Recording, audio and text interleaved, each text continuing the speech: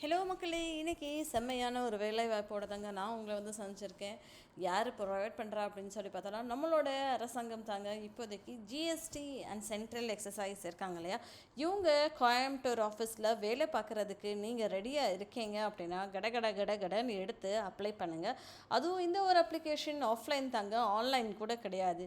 எவ்வளோ சம்பளம் அப்படின்னு சொல்லி பார்த்தோன்னா 7th பே சிஎஸ்பி அப்படின்னு சொல்லி கொடுத்துருக்காங்க. சிபிசி அது என்ன அப்படின்னு சொல்லி பார்த்தோன்னா 18,000லேருந்து 56,900 வரைக்கும் கொடுப்போம் அப்படின்ற மாதிரி அவங்க சொல்லியிருக்காங்க. என்ன போஸ்ட் அப்படின்னு சொல்லி பார்த்தோன்னா கேன்டீன் அட்டெண்டன்ட். சரிங்களா? ஸோ இங்கே என்ன கொடுத்துருக்காங்க அப்படின்னு சொல்லி பார்த்தோன்னா ரெக்ரூட்மெண்ட் ஆஃப் கேன்டீன் அட்டெண்டன்ட் அப்படின்ற மாதிரி சொல்லியிருக்காங்க. The principal commissioner of GST and central excise Coimbatore GST commissioner எடுத்தாங்க இந்த ஒரு வேலைக்கு ஆட்களை எடுத்துகிட்டு இருக்காங்க. சரிங்களா? ஸோ எவ்வளோ பேரை எடுக்கிறாங்க அப்படின்னு சொல்லி பார்த்தோன்னா 2-3 பேரை எடுக்கிறதாக அவங்க சொல்லியிருந்திருக்காங்க. ஸோ 2 ஜென்ரல் கேட்டகரியிலையும் 1 ஓபிசி கேட்டகரியிலையும் எடுக்கிறோம் அப்படின்ற மாதிரி அவங்க சொல்லியிருக்காங்க.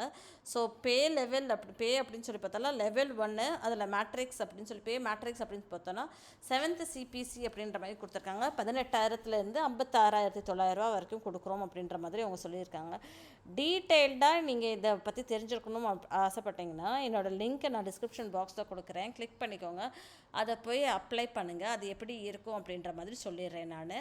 ஸோ இது வந்து நீங்கள் சென்ட் பண்ணுறது அந்த ஆஃபீஸில் போய் அவங்களுக்கு அடையிறது வந்து என்னைக்குள்ளே அடையணும் அப்படின்னு சொல்லி பார்த்தோன்னா 17 மார்ச் மாதம் 17ஆம் தேதிக்குள்ளே இந்த ஒரு அப்ளிகேஷன் வந்து அவங்கக்கிட்ட போயிருந்திருக்கணும் அப்படின்ற மாதிரி சொல்லியிருந்திருக்காங்க. எல்லா டீட்டெயில்ஸுமே அவங்களுக்கு கரெக்டாக இருக்கணும் அப்படின்ற மாதிரி சொல்லியிருந்திருக்காங்க. சரிங்களா? ஸோ என்ன எக்ஸ்பெக்ட் பண்ணுறாங்க அப்படின்னு சொல்லி பார்த்தோம் அப்படின்னா உங்களுடைய ஃபோட்டோ இருக்கு இல்லையா, ஸோ உங்களுடைய ஃபோட்டோ இங்கே வந்து ஒட்டிடுங்க அப்படின்ற மாதிரி சொல்லியிருக்காங்க. உங்களுடைய பேர், உங்கள் அப்பா பேர், உங்கள் அம்மா பேர், அட்ரெஸ் இதெல்லாமே கரெக்டான கொடுத்துடணும். அதுவும் கேபிட்டல் லெட்டரில் தான் கொடுக்கணும் அப்படின்ற மாதிரி சொல்லியிருக்காங்க. பெர்மனண்ட் அட்ரெஸ்ஸும் ஒன்று இருக்கு இல்லையா, அதேமாதிரி கேபிட்டல் லெட்டரில் தான் கொடுக்கணும் அப்படின்ற மாதிரி சொல்லியிருக்காங்க. ஃபோன் நம்பர் இருக்குல்ல, லேண்ட்லைன் நம்பர் இல்லை மொபைல் நம்பர், இது 2மே கொடுத்துக்கோங்க. உங்கள்கிட்ட மொபைல் மட்டும் தான் இருக்குது அப்படின்னா மொபைல் நம்பர் கொடுங்க. Aadhaar number, email address. Aadhaar number ரொம்ப ரொம்ப முக்கியம், இமெயில் அட்ரஸும் ரொம்ப முக்கியம். டேட் ஆஃப் பர்த், ஓகேங்களா, நீங்கள் எப்போ பிறந்திருக்கீங்க அப்படின்றது கொடுங்க. வேர்ட்ஸ்லேயும் கொடுங்க. ஏஜ் வந்து 17/3/2025 உங்களோட வயசு என்னவோ அதை நீங்கள் கொடுத்துடணும் அப்படின்ற மாதிரி சொல்லியிருக்காங்க. ஜெண்டர் வந்து மேல் ஆர் ஃபீமேல் கொடுத்துக்கோங்க. உங்களுக்கு என்னென்ன லாங்குவேஜஸ் தெரியும் அப்படின்றத இங்கே மென்ஷன் பண்ணிக்கோங்க.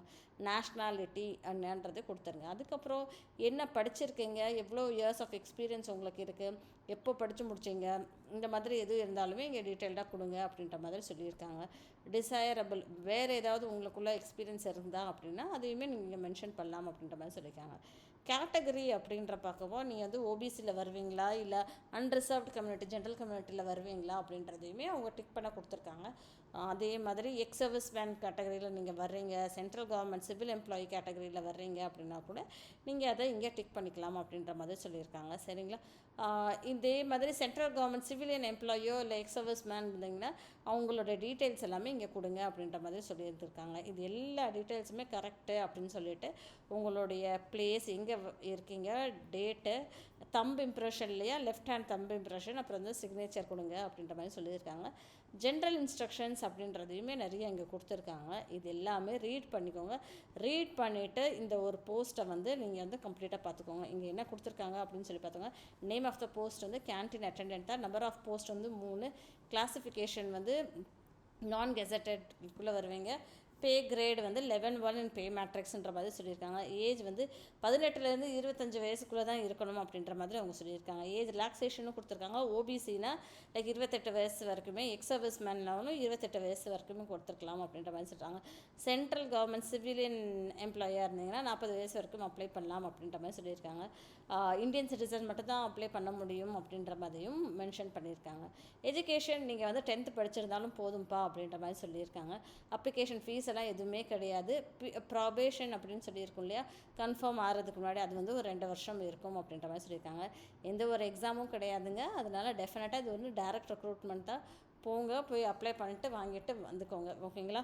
ஸோ இதுதான் மக்களே வந்து நான் இன்றைக்கி உங்களோட ஷேர் பண்ணணும்னு ஆசைப்பட்ட ஒரு வேலை.